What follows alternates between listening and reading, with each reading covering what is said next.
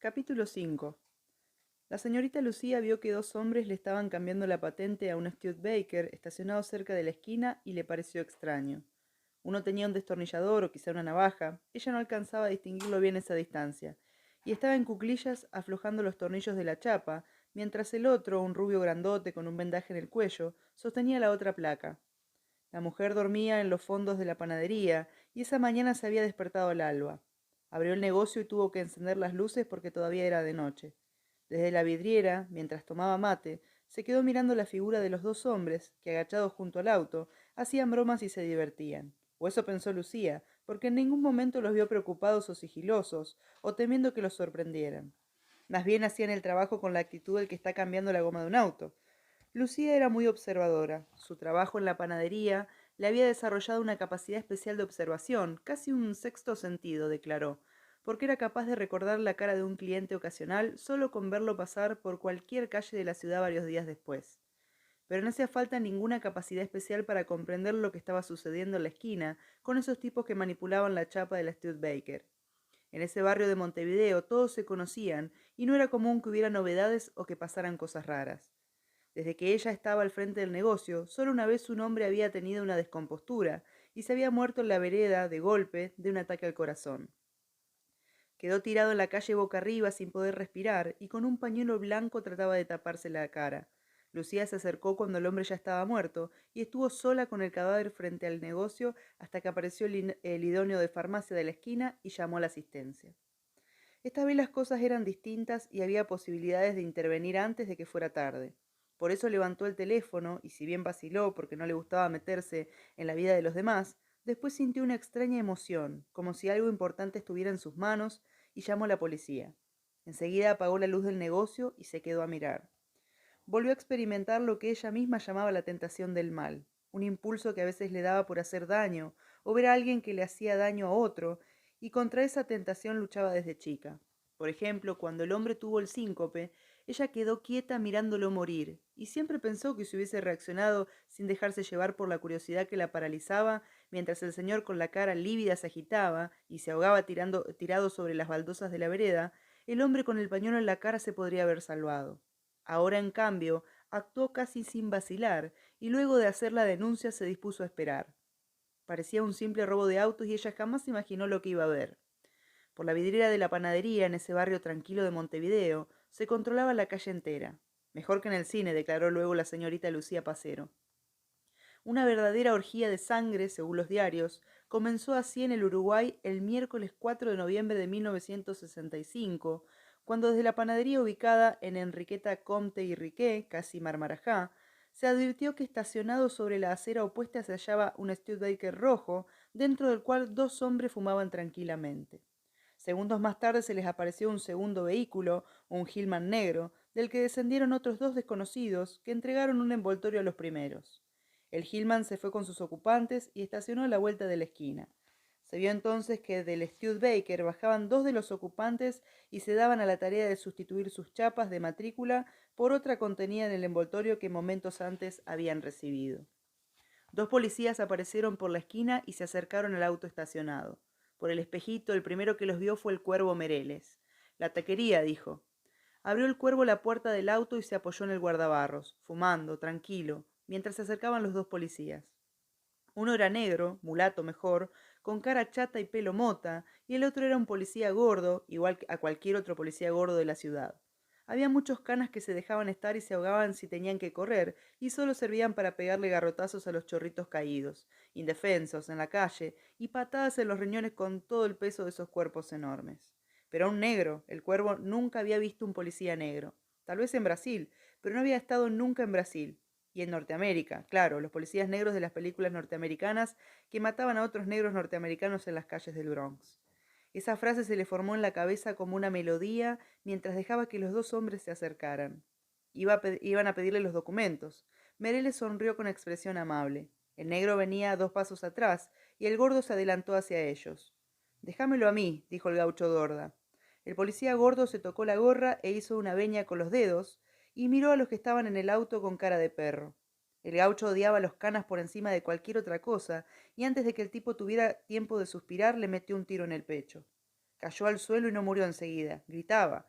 Buscó cobijarse en el cordón de la vereda. El otro policía, el negro, saltó agazapado atrás del auto y empezó a tirar. Cancela, dijo el negro, llame a la jefatura. Cancela debía tener un walkie-talkie, pero no podía usarlo. Estaba tirado contra la alcantarilla. Lucía podía verlo perfectamente, con el pecho tinto en sangre, respirando con un ronquido ahogado, y movió la mano para cubrirse la herida, para tratar quizá de parar la hemorragia que le llenaba la garganta de sangre. Dorda sacó el brazo por la ventanilla del Studebaker y remató al tal Cancela con un tiro en el estómago. Se reía Dorda. Guanaco, reventá, dijo, y le apuntó al otro policía mientras el cuervo arrancaba el auto y lo hacía picar. Pero el negro era bravo y saltó hacia adelante tirando con la 45 y los mellizos se desparramaron en el auto porque el uruguayo que venía con ellos estaba herido. Se paró el negro en medio de la calle y siguió tirando, mientras Mereles aceleraba el auto y salía haciendo chirriar las gomas hacia la esquina. Durante el tiroteo, el negro descargó totalmente su pistola y por un instante se refugió en el umbral de la farmacia para volver a cargarla. Después, seguía Lucía Pacero, continuó tirando hasta que el coche de los delincuentes desapareció. Fue como ver una película proyectada para ella sola, una experiencia inolvidable, esos hombres agazapados, tirando, el rostro helado, los ojos quietos, el olor a bosta de la pólvora, el color amarronado de la sangre, el chillido de las llantas del auto que escapaba con dos ruedas, y la figura tranquila del negro que sostenía la pistola con las dos manos, bien afirmado, con las piernas abiertas, sobre el empedrado.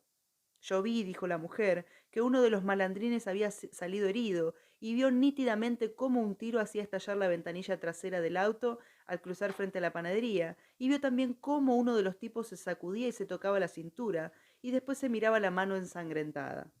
Me la dieron, dijo el uruguayo, y bajó la cara para mirarse las manos empapadas en sangre con las que se apretaba el vientre. Estaba tranquilo y lívido, y tan sorprendido por lo que había pasado, que le costaba reaccionar. Se llamaba Yamandú Raymond, Acevedo, y nunca lo habían herido antes. Aceptó trabajar con los argentinos en la truca del auto porque le pagaron un vagón de guita y le prometieron más si lo llevaba a la frontera, a Río Grande do Sul, por el norte, por Santa Ana. No podemos seguir con vos, le dijo frontal y sereno el nene Briñone. Perdóname, hermano, pero tenés que bajarte. Me mandás al muere, nene, no me dejes tirado ahora, te lo pido por Dios. Yamandú lo miró con la cara gris, rogando, primero al nene y después a Dorda, que tenía la vereta empuñada sobre las rodillas. Estás jodido, Yamandú, dijo el gaucho. Tenés que arreglarte solo, nosotros tenemos que seguir. A vos no te va a pasar nada. No seas guanaco, porteño, no me entregués. Vamos a donde está Malito y que él nos diga. Dorda levantó la vereta y se la gatilló en la cabeza. Agradecé que no te reviento. Si caés y hablás, te busco y te corto los huevos. Son una mierda ustedes, no se le hace eso a un hombre, dijo el uruguayo. El cuervo disminuyó apenas la marcha del coche y Yamandú abrió la puerta del auto. Se iba a tener que tirar para que no lo mataran. Se largó del coche y cayó en el empedrado, sobre las costillas. El auto aceleró y Dorda sacó el arma por la ventanilla y le tiró, pero no logró matarlo. Para Yamandú, esa fue una prueba de que los argentinos estaban perdidos porque había una ley implícita, un código entre la gente del ambiente que todos respetaban. Nadie abandona a un compañero herido sin tratar de ayudarlo, y nadie mata a un socio que ha actuado lealmente como si fuera un buchón. Eran unos reventados, dijo Yamandú. Eran tipos que vivían en una delirata total, querían llegar a Nueva York en auto, por la Panamericana, saltando bancos en el camino y robando farmacias para proveerse de droga. Se daban manija con eso, estudiaban los mapas, los caminos secundarios y calculaban cuánto tiempo iban a tardar en llegar a Norteamérica. Estaban piantados, deliraban con trabajar para la mafia puertorriqueña de Nueva York, meterse en el barrio, en el gueto latino y empezar de nuevo ahí, donde nadie los conoce. No pueden escapar del centro de Montevideo y quieren irse a Manhattan porque el nene escuchó que el cantor de tango que les entregó el robo dijo que conocía a un cubano que tiene un restaurante en Nueva York y se quieren ir para asociarse con él. Cualquier delirio. Nunca, dijo Yamandú, vi tipos iguales a esos. Exageraba Yamandú seguramente, para lograr aflojar la presión que tenía encima y hacerse pasar por un simple perejil, un Valerio de los argentinos, que le obligaban a meterse en manos que él no quería usar. Va a hablar, dijo el gaucho, loco porque no había podido rematarlo. Nos va a batir a todos. Si conoce las casas, los embutes. ¿A dónde nos metemos ahora? Tranquilo, déjame pensar, dijo el nene. ¿Pensar? ¿Qué vas a pensar? Va a hablar el guacho, hijo de puta. Hay que volver y matarlo. Tiene razón, dijo el cuervo y dio marcha atrás y volvió a los piques con el auto recalculando hasta la avenida donde lo habían dejado tirado el uruguayo. Pero cuando llegaron, Yamandú se había arrastrado hasta un baldío y se había metido en los fondos de una peluquería, en un galponcito, esperando que cayera la noche para poder zafar. Incluso cree que metido en esa especie de galería cubierta, donde se guardaban los secadores de pelo con forma de escafandra y pie de metal, los sillones giratorios con brazos de cuero blanco, las piletas con una abertura redonda en el frente y varias canillas y mangueritas, con espejos y bigudíes y cajas de peines, alcanzó a oír el motor del auto que volvía y lo buscabas por las calles, e incluso le parecía oír, o imaginar que oía, la voz del gaucho que lo llamaba como si fuera un gatito. Michi, Michi, Michi, capaz de hacer cosas así, según Yamandú, si es un pirado total, un desubicado. Hace todo lo que el nene le pide y el nene es más frío que una víbora. No le importa nada de nada. Dieron varias vueltas por la zona y pasaron incluso frente a los fondos del galpón donde Yamandú estaba escondido, pero no lo encontraron y se alejaron entonces del centro, tratando de salir de la zona porque se oía venir la sirena de los patrulleros. Seguro la policía ya tenía las señas del auto, y en cuanto cayera el uruguayo iban a tener todos los datos necesarios para identificarlos. Malito estaba como siempre aparte, solo en un bulo por la zona de Positos, que nadie conocía, armando un contacto para poder volver a Buenos Aires por si fallaba el cruce a Brasil. Tenía una cita con él al día siguiente. Ya se iba a enterar de lo que estaba pasando. Tenemos que levantar todo, dijo el cuervo, y replegarnos. Vamos, dijo el nene, tratemos de llegar primero que la yuta. Tenían la certeza de que Yamandú iba a caer y de que por supuesto los iba a buchonear. Pasaron por el aguantadero donde se habían enterado desde que estaban en Montevideo y se llevaron las armas y la guita 5 minutos antes de que llegara la policía. A partir de ahí cortaron todos los contactos con los apoyos que Nando les había armado en el Uruguay y empezaron a buscar un lugar donde esconderse. Estaban descolgados, todo el mundo les rajaba como si tuvieran lepra. Yo sé dónde vamos, dijo entonces el nene Briñone. ¿Tenés un lugar? Dijo el cuervo. Se habían detenido en un desvío sobre la rambla, frente al río. Había escondido el auto entre unos árboles en el Parque Rodó y tomaban cerveza del pico de la botella sentados en el estribo, con las puertas abiertas del coche y las armas y la guita amontonadas en el hueco que había quedado después de tirar el asiento hacia atrás. Esperen acá. El nene cruzó la calle y se metió en un café y buscó el teléfono al fondo del salón. Para entonces Yamandú había sido localizado en el interior de una peluquería de mujeres. La policía que patrullaba la zona lo encontró agazapado en el fondo del negocio. A pesar de su herida en el vientre, el pistolero intentó escapar pero fue reducido. De rodillas pidió clemencia y finalmente delató sus compinches dando a conocer su filiación. No me maten, dijo, son los porteños. El sujeto era efectivamente Yamandú Raymond Acevedo, de nacionalidad uruguaya y frondoso prontuario. Fue conducido al hospital militar, donde recibió las primeras curaciones. Los médicos se encargaron de mantenerlo despierto y lúcido. Raymond, al ser interrogado por la policía, reconoció haber participado en el tiroteo en el que murió el policía Cancela y admitió que había seguido en compañía de los delincuentes argentinos, hasta que estos, en vistas de que él, Yamandú, no podía huir porque estaba herido, intentaron matarlo. Su larga declaración permitió reconstruir los pasos de los pistoleros desde su llegada a Montevideo. La policía, por otro lado, desplegó de inmediato una serie de allanamientos para interceptar los contactos de la banda. Reunidos los suficientes datos fisonómicos y características particulares de los cuatro, se estableció contacto con la policía de la vecina orilla, dijeron los diarios. Llegó un juego de fotografías de los pistoleros y se confirmó que eran los argentinos. De los 4 hombres que integraban el grupo, Yamandú reconoce en la galería fotográfica a 3 de los asaltantes argentinos. Son Mereles, Briñone y Dorda. Nada se sabe en cambio del paradero de Enrique Mario Malito.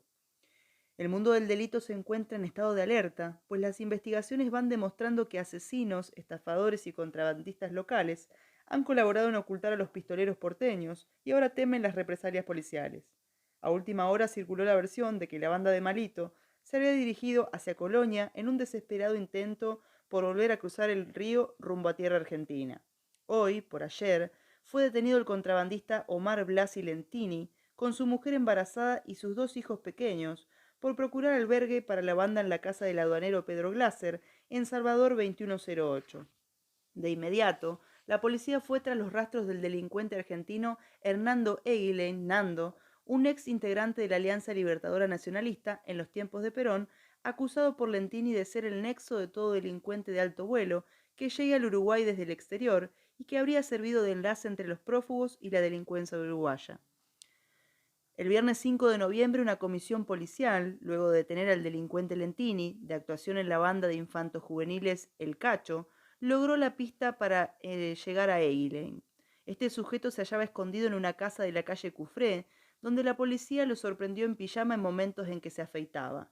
No obstante, está rodeado, huyó por los techos y luego de lanzarse desde la azotea de la finca a un patio vecino, fue finalmente detenido. Nando dijo que se había separado de la banda, horrorizado cuando se enteró del modo cobarde en que habían intentado matar a Yamandú. Soy un hombre de principios y un preso político. Pertenezco al movimiento nacional justicialista y lucho por la vuelta del general Perón, declaró el delincuente. Sí, por supuesto, le contestó el comisario Santana Cabris de la Dirección de Investigaciones. Pero sobre todo sos un guacho porteño asesino de policías. Nando conoció la tortura, sabía que tenía que permanecer callado todo el tiempo que pudiera aguantar. Porque con la picana, si se empezaba a hablar, ya no se puede parar. Iba a tratar de no decir nada, ni una palabra, porque tenía miedo de verse obligado a delatar el aguantadero de Malito. Era su amigo, no era un tipo cualquiera, era un bandolero al viejo estilo, un idealista, Malito, que podía convertirse en un héroe popular, como Di Giovanni o Escarfó, o como el mismísimo Ruggerito o el falsificador Alberto Lesín, y todos los malandras que habían peleado por la causa nacional. Iba a tener que matarlo, pensó Nando, porque él no iba a delatar el escondite de Malito. Mientras lo bajaban a la sala de tortura, trataba de no pensar, Nando, de mantener la mente en blanco, como una lámina vacía, un papel Canson. Le habían vendado los ojos, posiblemente iban a tener que pasárselo al juez en 24 horas. Se las había visto más feas en otras ocasiones y esta vez estaba seguro de que la prensa andaba detrás de la policía y se iba a publicar que había caído preso. En realidad, la captura de Eileen pasó casi inadvertida en la compacta rueda de periodistas y policías en la jefatura cuando trascendió que se había encontrado nuevamente el rastro perdido de los pistoleros argentinos. Es a partir de acá, según el cronista del Mundo, que empezaría a cocinarse el más formidable asedio que se conozca en los anales de la policía en el Río de la Plata. Pocas horas después del mediodía, en un avión de la policía de la provincia de Buenos Aires, tipo turismo, arribó al aeropuerto de Carrasco el jefe de la zona norte de la policía bonaerense, comisario inspector Cayetano Silva, para colaborar con las autoridades uruguayas. Mientras avanzaban por la pista, luego de bajar del avión, Silva fue recibiendo la información de sus colegas. Los encontramos por casualidad en un incidente ridículo. Estaban cambiando las chapas de un auto robado. Se han quedado sueltos, no tienen contactos. Hay que apretar. No, hay que detener a todo el mundo. Hay que dejar algunos elementos libres y dejar que los porteños busquen hacer contacto. Al caer Yamandú van a quedar aislados. Entonces, dijo Silva, si quedan aislados van a tener que cambiar los planes. ¿Qué pueden hacer? Van a tratar de salir de la ciudad. Imposible, están todos los caminos controlados. Hay que hacer saber por los diarios que Yamandú está colaborando con nosotros. Los investigadores han llegado a la conclusión de que Malito y sus cómplices se encuentran ya con menos dineros en el bolsillo. La compra de documentos, los gastos efectuados en el traslado clandestino, en el yate Santa Mónica, según han comprobado fuentes de la prefectura, hasta territorio uruguayo, las orgías celebradas en sus refugios, el alquiler de los departamentos usados como escondites y de los coches, han ido mermando su capital. Las orgías fueron narradas por Carlos Catania, un taxiboy que se presentó espontáneamente y narró los hechos del fin de semana. Los maleantes alquilaron chicos y mujeres con abundante droga, pasaron 2 días en una partusa, como la llaman, con actos de abyecta depravación. Son buenos, dijo el joven de 17 años, me regalaron un traje. Fue este joven el primero que les habló de las visitas del nene Briñone a la zona rosa de la plaza Zavala y de su amistad con Giselle. Quiero hablar a solas con la chica, dijo Silva. Personal del Departamento del Orden Público, explotando la fuente inagotable de referencias precisas que constituye la vida nocturna montevideana, whiskería, sala de juego, entró en conocimiento de que los pistoleros porteños canalizaban sus tratativas para lograr un buen enterradero por intermedio de una joven alternadora, la morochita de Río Negro, que trabajaban en el ambiente. Paralelamente a las tratativas para el arrendamiento por un par de días del apartamento, los pistoleros gestionaban un viaje del Paraguay, ofreciendo para ello una suma exorbitante.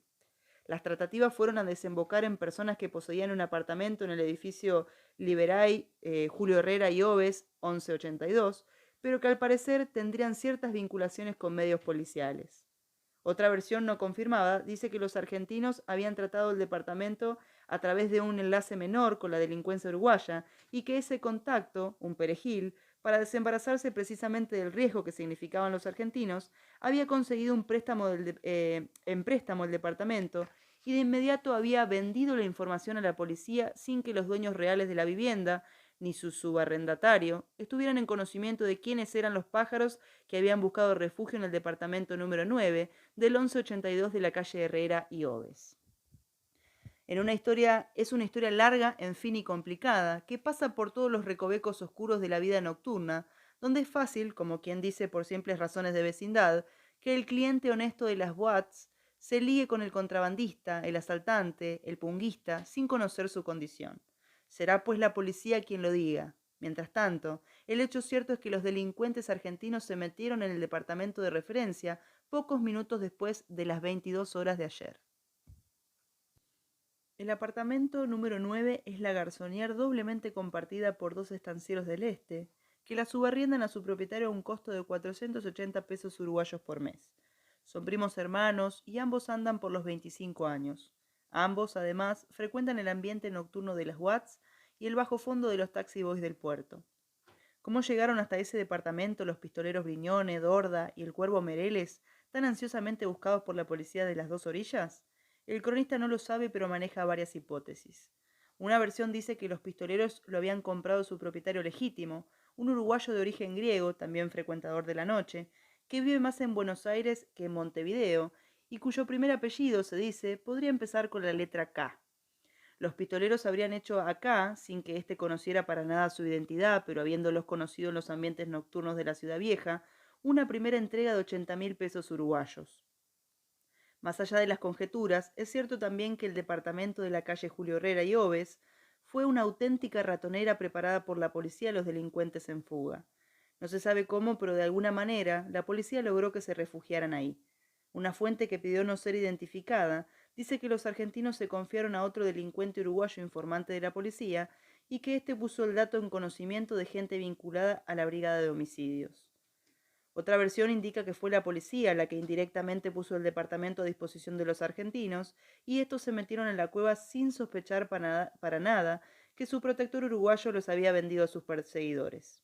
Si ello es así, en cuyo caso habría que descartar la otra versión, que dice que los argentinos habían comprado el departamento haciendo una entrega previa de 80.000 pesos uruguayos, no hay duda de que la policía obró cautamente porque sabía que el terreno que pisaba y la peligrosidad de los perseguidos. Sorprendidos los fugitivos en la calle, la lucha habría sido inevitable y riesgosa para el montevideano. Se necesitaba un lugar donde los delincuentes estuvieran concentrados, y a ese fin, se dice, habrían dirigido sus redes los hombres de la jefatura mediante el ardid de servirles en bandeja un departamento presuntamente seguro, céntrico, cómodo, amueblado, mientras los argentinos esperaban el contacto que habría de trasladarlos, según habría declarado Nando, al Paraguay. Si ello es cierto, como ha trascendido y como todo lo indica, el mecanismo de relojería que habría de servir para detener a los argentinos se puso en marcha al filo de las 10 de la noche. Poco antes de esa hora, la morochita de 21 años que ocupaba el departamento en sus horas libres se había vestido con un traje sastre de color azul claro y estaba lista para irse, como de costumbre, a la Watt céntrica donde pasaba las noches a la espera del amanecer. Llevaba una cartera negra y zapatos al tono, y no hay duda de que no tenía la más mínima idea del porvenir inmediato. Eran las 10 en punto de la noche. En ese momento sonó el portero eléctrico del edificio, y la voz de un desconocido pidió permiso para hablar con la morochita del norte de Río Negro. Ella abrió la puerta y lo dejó pasar. El hombre se identificó como un alto empleado de la jefatura, según contó la muchacha, Margarita Taibo, según trascendió, alias Giselle, en la UAT. Váyase de aquí, váyase de inmediato, le dijo el hombre. La muchacha, seguida a corta distancia por el jerarca policial, salió efectivamente a la calle sin haber terminado de maquillarse, y el departamento quedó solitario, como la trampa que espera la llegada de la presa. Eran ahora las 10:10 aproximadamente. La morochita del norte de Río Negro se fue hasta la casa de una amiga, que vive en 25 de Mayo, y luego, con los amigos de esta, se fueron todos a un coche de chapa brasileña a la UAT. Aprovechando que conocían el departamento y que prepararon una ratonera, la policía de inteligencia controló desde el principio los movimientos de los pistoleros, a partir de que se estableció la conexión para ocupar el enterradero. Una versión dice que la policía llenó de micrófonos el lugar, porque quería averiguar el paradero del dinero robado, cerca de $500.000. Otros dicen que el sistema de registro y de escucha era previo a la llegada de los pistoleros y había sido usado para vigilar las posibles actividades prohibidas de los dueños de la UAT, básicamente tráfico de drogas y trata de blancas. Sea como sea, el intento de recuperar el botín es, según algunas fuentes, lo que podría explicar el extraño error del operativo. Como se sabe, es cosa corriente en los procedimientos policiales el armarles ratoneras a los delincuentes. Esto consiste en esperar al buscado dentro de la casa o apartamento que se sabe ha de visitar por cualquier causa y sorprenderlo antes de que pueda iniciar la defensa. En el caso presente parecía que se cometió un error. Se armó la ratonera al revés, de afuera para adentro, en lugar de hacerlo a la inversa. Si la policía, cuando fue a hacer salir a la joven ocupante del apartamento 9, hubiera copado el lugar, habría impedido que los delincuentes tuvieran a su disposición el enorme arsenal que se les ha permitido resistir el asedio hasta el momento de escribir esta crónica. Pero la policía argentina buscaba algo más. Lo más probable es que haya querido matarlos y no agarrarlos vivos para impedir que incriminaran a los oficiales, que según la misma fuente, habrían participado secretamente en el operativo sin recibir la parte del botín que había sido pactada. Lo cierto es que la Studebaker rojo de los pistoleros llegó al garage del edificio a las 22:11. El nene Briñones subió por la escalera seguido por el Cuervo Mereles y el Gaucho Rubio. El nene metió la llave en la cerradura y luego de un leve forcejeo, la puerta del departamento se abrió. Si te gusta y querés escuchar el próximo capítulo, déjamelo en comentarios. Gracias.